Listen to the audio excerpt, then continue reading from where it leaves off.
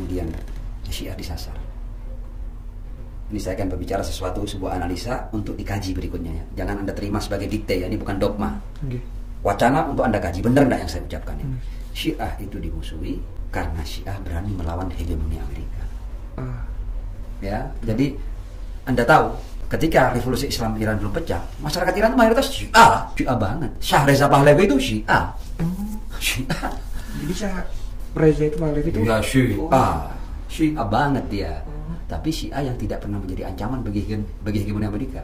Kenapa kok Iran setelah revolusi dimusuhi? Karena Iran begitu revolusi pecah, Imam Khomeini menyatakan kedutaan Israel, diplomatnya diusir semuanya, dijadikan kedutaan besar Palestina. Khomeini menyatakan begitu, melawan hegemoni Barat. Ketika Amerika menjadi pelindung terbesar negara penjajah seperti Israel, Iran mengatakan bahwa Israel harus dihapus daripada dunia. Iran melawan Amerika. Ya, makanya di antara tokoh yang diapresiasi oleh mendiang almarhum Imam Khomeini adalah Insinyur Soekarno, founding father kita, karena dia berani melawan kepada Amerika. Dan kalau Anda lihat ide-ide politiknya, ya itu sama antara Imam Khomeini dengan Bung Karno. Banyak samanya, bukan sama persis, tapi banyak samanya. Jadi Syiah ini berkembang karena apa? Karena pasca revolusi masyarakat Islam di Iran itu ingin menjadikan sebuah ini bukan hal kecil loh ya. Ini bukan hal kecil sebenarnya kalau umat Islam paham, harusnya seluruh umat Islam baik sunnah ataupun apapun mazhabnya harus mendukung Iran. Karena Iran yang diangkat Islamnya, bukan Syiahnya. Republik Islam apa Syiah? Islam kan tidak disebut juga Syiahnya. Padahal mayoritas Syiah, ya kan? Tapi juga perlu diketahui di Iran itu ada beberapa provinsi yang mayoritas Ahlus Sunnah, kayak Sistan, Baluchistan, Kurdistan, ya itu mayoritas masih Ahlus Sunnah dan tidak ada masalah. Nah, dan Iran menampilkan Islam sebagai sebuah pola manajemen sebuah negara, menampilkan Islam ya. Islam belum pernah ditampilkan sebagai sebuah sebuah bentuk pemerintahan selain Iran, Republik Islam Iran.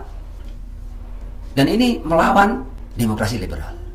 Barat itu menghancurkan dunia, menguasai dunia dengan jargon demokrasi liberal. Iran menampilkan tidak, Republik Islam, demokrasi berdasarkan Islam. Dan ternyata berkembang.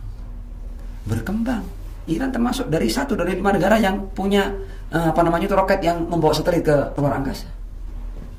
Amerika tidak mau Iran maju. Negara-negara Eropa tidak mau, apalagi yang ada di bawah gungkungan Amerika ya, NATO ini tidak mau Iran maju.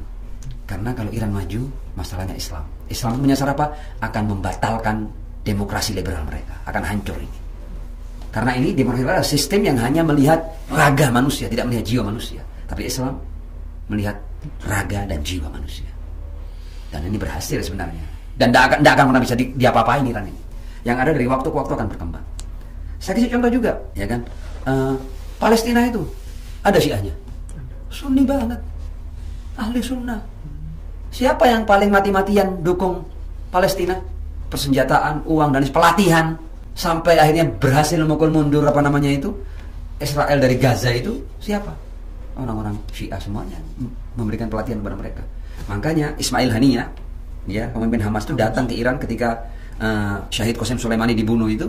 Dia tampil di mimbar Jumat Iran, dia katakan bahwa Syahid Qasim Soleimani itu Syahidul Quds. Dialah orang yang berjasa untuk membuat kita berdaya. Jadi tunel-tunel, kemudian mereka bisa buat roket sendiri, ya.